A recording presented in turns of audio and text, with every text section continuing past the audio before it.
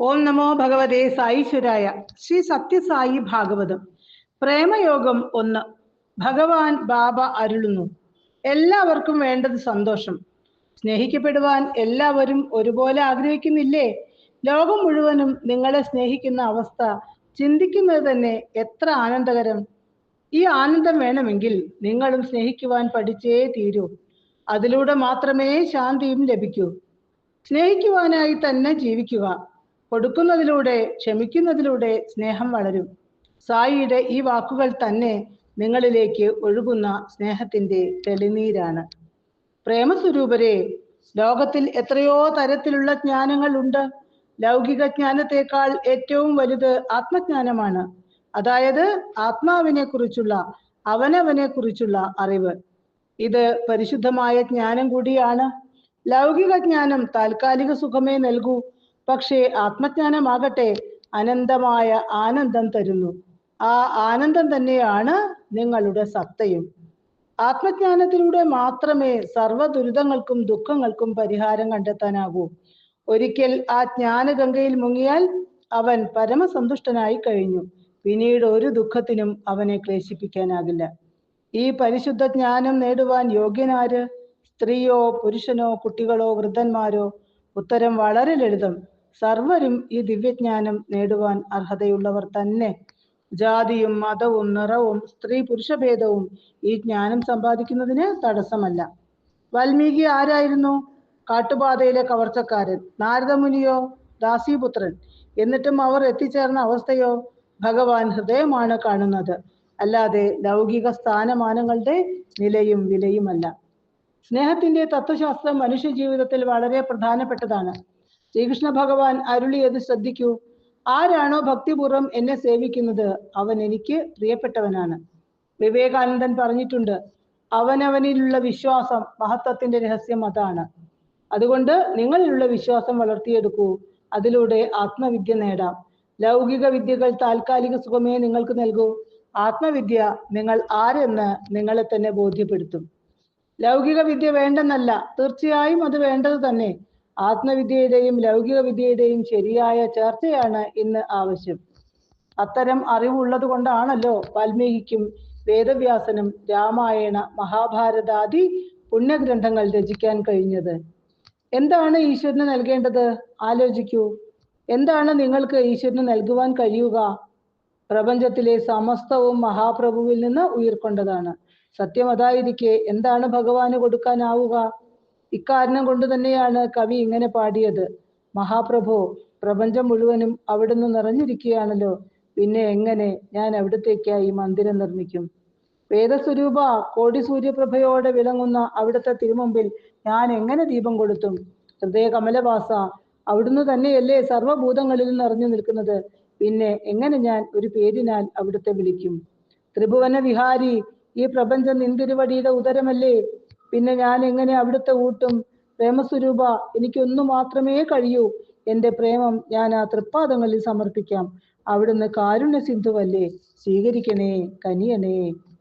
രൂപവും നാമവും ഏതുമാകട്ടെ, എന്തുമാകട്ടെ, കറയറ്റ പ്രേമത്തോടെ വിഭുവിനെ ആരാധിക്കുന്നവൻ അനശ്വര കീർത്തിമാനാകും.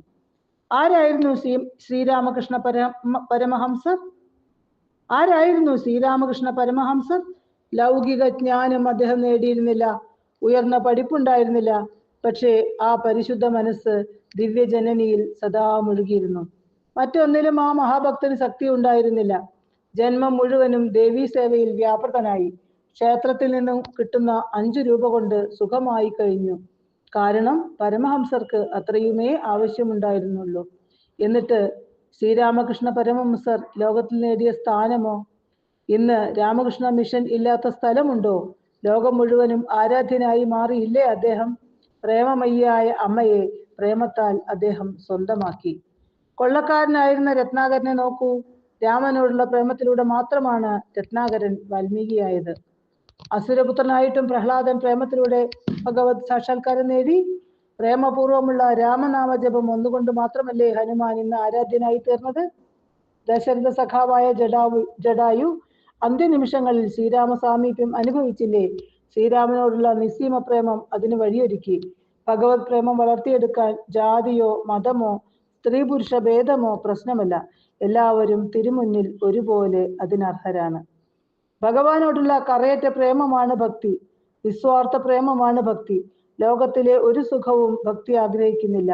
ശുദ്ധമായ അനശ്വരമായ ആ പ്രേമം നിങ്ങൾ നിഷ്ഠയായ പരിശീലനത്തിലൂടെ നേടിയെടുക്കണം. ഇതിനായി നിങ്ങൾ ആരെന്ന് സ്വയം അറിയുക. ആരാണ് നിങ്ങൾ? ഈ കാണുന്ന ശരീരമാണോ? തീർച്ചയായും അല്ല. കാരണം നിങ്ങൾ ശരീരമായിരുന്നുവെങ്കിൽ എൻ്റെ ശരീരം എന്ന് പറയേണ്ടതില്ലല്ലോ. ഞാൻ എന്നതും ശരീരം എന്നതും രണ്ടായത് കൊണ്ടാണല്ലോ എൻ്റെ ശരീരം എന്ന് പറയുന്നത്. എൻ്റെ സഹോദരൻ, എൻ്റെ സഹോദരി എന്നൊക്കെ പറയും പോലെ തന്നെയല്ലേ എൻ്റെ ശരീരം, എൻ്റെ ഹൃദയം, എൻ്റെ മനസ്സ് എന്ന് പറയുന്നതും. ഇതിലെല്ലാം പൊതുവായ ഒരു പദമുണ്ട്, എൻ്റെ എന്ന പദം. അത് മാറ്റമില്ലാത്തതാണ്. എൻ്റെ, ഞാൻ എന്നതാണ് സമസ്ത ജീവജാലങ്ങളിലുമുള്ള യഥാർത്ഥ സത്ത. ഈ സത്യം മനസ്സിലാക്കണം. വെറുതെ ജ്ഞാനം പ്രസംഗിച്ചാൽ പോരാ, അത് അനുഭവിക്കണം. അതിനായി അന്തർമുഖരാകണം. ഞാൻ ശരീരവും മനസ്സും ബുദ്ധിയുമല്ലെങ്കിൽ നേതി നേതി. പിന്നെ എന്താണ് ഞാൻ? ഞാനാണ് അഹം. ഇത് അന്വേഷണത്തിന്റെ വഴിയാണ്. ഇതിലൂടെയുള്ള യാത്ര വിജയപ്രദമാകുവാൻ ഭക്തി വളർത്തിയെടുത്തേ തീരൂ. നാരായണൻ എല്ലായിടത്തുമുണ്ട്. പക്ഷേ നാമരൂപങ്ങളുടെ സഹായമില്ലാതെ സർവവ്യാപിയായ നാരായണനെ കണ്ടെത്തുക വളരെ ദുഷ്കരം. അതുകൊണ്ട് ആദ്യമായി വിഭുവിന്റെ രൂപത്തെയും നാമത്തെയും സ്വീകരിക്കുക തന്നെ വേണം. അതിലൂടെ പടിപടിയായി ഉയർന്ന തലങ്ങളിൽ എത്തുവാൻ കഴിയും. ഒടുവിൽ മനസ്സിനെ ബാഹ്യലോകത്തു നിന്നും പൂർണ്ണമായി പിൻവലിച്ച് അരൂപിയായ ഭഗവാനിൽ ലയിക്കാം. അതോടെ നിങ്ങളുടെ സത്തയെക്കുറിച്ച് അറിയാനും കഴിയും. ഇതിനെയാണ് ആത്മസാക്ഷാത്കാരം എന്ന് പറയുക. ഇക്കാര്യം ഒന്നുകൂടി വിശദീകരിക്കാം. പൂവില്ലാതെ കായുണ്ടാകില്ല. പുഷ്പം അതിന്റെ പൂർണ്ണതയിലെത്തുമ്പോൾ കായുണ്ടാകുന്നു. കുറെ കഴിയുമ്പോൾ കായ് ഫലമായി തീരുന്നു. പൂവിന്റെ അവസ്ഥയാണ് നിങ്ങൾ ചെയ്യുന്ന സേവനം. സേവനം പുരോഗമിക്കുമ്പോൾ അത് ഭക്തിയായി മാറുന്നു. പൂവ് കായായി മാറിയതുപോലെ സേവനവും ഭക്തിയും വേണ്ട വിധം മുന്നേറിയാൽ ജ്ഞാനോദയമായി. അതായത് കായ മൂത്ത് വിളഞ്ഞ് മധുരം കിനിയുന്ന പഴമാകുന്നത് പോലെ തന്നെ. അങ്ങനെ സേവനത്തിലൂടെ വിടർന്ന പുഷ്പം ജ്ഞാനപ്പഴമായി മാറുന്നു. അതുകൊണ്ട് ഏതു പ്രവൃത്തിയും ഈശ്വരനായി ഭക്തിപൂർവം ചെയ്യുക. അപ്രമേയനായ അചിന്ത്യനായ ഭഗവാനെ മനസ്സിലാക്കാനുള്ള എളുപ്പവഴിയാണ് ഭക്തിയോഗം. ഭക്തിയോഗത്തിന് 3 പടവുകൾ. ഒന്നാമത് കർമ്മകൃത്, എനിക്ക് വേണ്ടി കർമ്മം അനുഷ്ഠിക്കുക. ഏത് കർമ്മവും ഭഗവാനുമായി നേരത്തെ തന്നെ ബന്ധപ്പെട്ടതാണ്. കാരണം പ്രപഞ്ചനായകൻ ഭഗവാനല്ലേ. അവിടുന്ന് അറിയാതെ എന്താണ്, ആർക്കാണ് ചെയ്യുവാൻ കഴിയുക? ഈ സത്യം മനസ്സിലാക്കുക. എല്ലാ കർമ്മവും ആ ഭാവനയോടുകൂടി ചെയ്യുക. രണ്ടാമത് പരമ, എനിക്കായി മാത്രം. എന്തു ചെയ്താലും അത് നിങ്ങൾക്ക് വേണ്ടി ചെയ്യുന്നതല്ല എന്നറിയണം. ശ്രീകൃഷ്ണൻ അരുളുന്നു, നിന്നുള്ളിൽ പ്രവർത്തിക്കുന്ന ചൈതന്യം ഞാനാണ്. ഞാൻ എന്നാൽ ശരീരമോ മനസ്സോ അല്ല. ഞാൻ എന്ന് പറയുന്നത് ആത്മാവിനെ തന്നെയാണ്. ഇതാണ് സത്യം. ഇത് മനസ്സിലാക്കാതെ മായയിൽ വലയുന്നവരോടായി ഭഗവാൻ അരുളി, നീ എന്ത് ചെയ്താലും എൻ്റെ തൃപ്തിക്കായി ചെയ്യൂ. എനിക്കായി മാത്രം പ്രവർത്തിക്കൂ. എൻ്റെ ഉപകരണമായി കർമ്മം ചെയ്യുക. ശ്രീകൃഷ്ണൻ പറഞ്ഞ ഞാൻ, എൻ്റെ എന്ന പദങ്ങൾ ആത്മാവിനെ സൂചിപ്പിക്കുന്നതാണ്. മൂന്നാമത് ഭക്തഃ, മത് ഭക്തഃ, എന്നോട് ഭക്തിയുള്ളവനാവുക. ഭക്തി പ്രേമത്തിന്റെ പ്രകടിത രൂപമാണ്. പ്രേമം എന്ന വികാരം ആത്മാവിൽ നിന്നാണ് ഒഴുകുന്നത്. സത്യത്തിൽ ആത്മാവ് എന്നതിന്റെ പര്യായമാണ് പ്രേമം. പ്രേമത്തിന് ഭൗതിക ലോകത്തിലെ വസ്തുക്കളുമായി ഒരു ബന്ധവുമില്ല. ഹൃദയ ഗുഹയിൽ നിന്നും ഒഴുകുന്ന ഈ പ്രേമമാണ് ചിന്തകളെയും വാക്കുകളെയും മധുരകരമാക്കുന്നത്. എല്ലാം ഭഗവാന് വേണ്ടി ചെയ്യുന്നു എന്ന ബോധം ഉറയ്ക്കുന്നതോടെ പ്രവർത്തികൾ അമൃതതുല്യമായി മാറുന്നു. അതുല്യ പ്രഭാവനായ ഭഗവാൻ സ്വയമേവ ഭക്തഹൃദയത്തിൽ തടവിലാണ്. ഇത് വിശദീകരിക്കാൻ ഒരു കഥ പറയാം. നാരദമുനിയോട് ഒരിക്കൽ ഭഗവാൻ തിരക്കി, നാരദരെ, അങ്ങ് ത്രിലോകങ്ങളിലും സഞ്ചരിച്ചിട്ടുണ്ടല്ലോ. സൃഷ്ടിയുടെ രഹസ്യം പിടികിട്ടിയോ? പ്രപഞ്ചത്തിന്റെ നിഗൂഢത മനസ്സിലായോ? പ്രപഞ്ച സൃഷ്ടിയിൽ ഏറ്റവും പ്രധാനപ്പെട്ടത് ഏത്?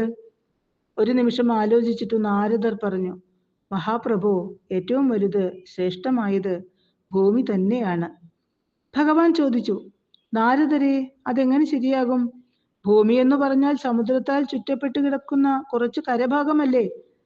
സമുദ്രമല്ലേ കരയേക്കാൾ വലുത്? വിഴുങ്ങുന്നവനോ വിഴുങ്ങപ്പെട്ടവനോ ഏതാണ് വലുത്? സമുദ്രത്തിന് വിഴുങ്ങുവാൻ മാത്രമുള്ള ഒരു തുണ്ട് കരയല്ലേ ഭൂമി? ശരിയാണ്, സമുദ്രമാണ് ഏറ്റവും വലുത്. നാരദർ സമ്മതിച്ചു. ഭഗവാൻ വീണ്ടും ചോദിച്ചു, നാരദരെ, സമുദ്രത്തിൽ ഒളിച്ച ഒരു രാക്ഷസനെ കണ്ടെത്തുവാൻ അഗസ്ത്യ മഹർഷി സമുദ്രം കുടിച്ചു വരിച്ച കാര്യം അറിയില്ലേ? അങ്ങനെയെങ്കിൽ സമുദ്രമോ വലുത്, സമുദ്രം കുടിച്ചു തീർത്ത അഗസ്ത്യരോ വലുത്? സംശയമില്ല, അഗസ്ത്യ മഹർഷി തന്നെ, നാരദർ പറഞ്ഞു. ഭഗവാൻ തുടർന്നു. നാരദരെ, അങ്ങനെയെങ്കിൽ എനിക്കൊരു സംശയം. അഗസ്ത്യ മഹർഷി ഇപ്പോൾ ഒരു നക്ഷത്രമായി ആകാശത്ത് സ്ഥിതി ചെയ്യുകയാണല്ലോ. എത്രയോ നക്ഷത്രങ്ങൾ ആകാശത്തിലുണ്ട്. അതിലൊരു നക്ഷത്രമല്ലേ അഗസ്ത്യർ? അപ്പോൾ ആകാശമോ വലുത്, അഗസ്ത്യനോ? സ്വാമി, അടിയന് തെറ്റി. ആകാശം തന്നെ വലുത്, നാരദർ പറഞ്ഞു. ഭഗവാൻ വീണ്ടും ചോദിച്ചു. നാരദരെ, എനിക്ക് വീണ്ടും സംശയം തോന്നുന്നു. വാമനാവതാര ഘട്ടത്തിൽ ഭൂമിയും ആകാശവും ഭഗവാന്റെ ഒരു ചുവടിൽ ഒതുങ്ങി. അങ്ങനെയെങ്കിൽ ഭഗവത് തൃപ്പാദമോ ആകാശമോ വലുത്? ഭഗവത് തൃപ്പാദം തന്നെ, നാരദർ പറഞ്ഞു. ഭഗവാനോ ഭഗവത് തൃപ്പാദമോ വലുത്? ഭഗവാൻ ചോദിച്ചു. ഭഗവാൻ തന്നെ, ഒരു സംശയവുമില്ല, നാരദർ ആഹ്ലാദത്തോടെ പറഞ്ഞു. നാരദരെ, ഒരു ചോദ്യം കൂടിയുണ്ട്. ഇത്രയും വലിയ ഭഗവാനെ തന്റെ ഹൃദയത്തിൽ ബന്ധിച്ചിട്ടിരിക്കുന്ന ഭക്തനോ അതോ ഭഗവാനോ വലുത്? നിറമിഴികളോടെ നാരദമുനി പറഞ്ഞു. മഹാപ്രഭോ, അടിയന് മനസ്സിലായി. വിശ്വവ്യാപിയായ ശ്രീ ഭഗവാനെ ഹൃദയ ശ്രീകോവിലിൽ പ്രതിഷ്ഠിക്കുവാൻ കഴിഞ്ഞ ഭക്തൻ തന്നെയാണ് ലോകത്തിലെ ഏറ്റവും വലുതും ശ്രേഷ്ഠവും. എന്താണ് ഈ കഥയിലെ പൊരുൾ? ആ മഹാശക്തിയെ തന്നിൽ ബന്ധിക്കാനുള്ള ശക്തി ഭക്തനുണ്ട്.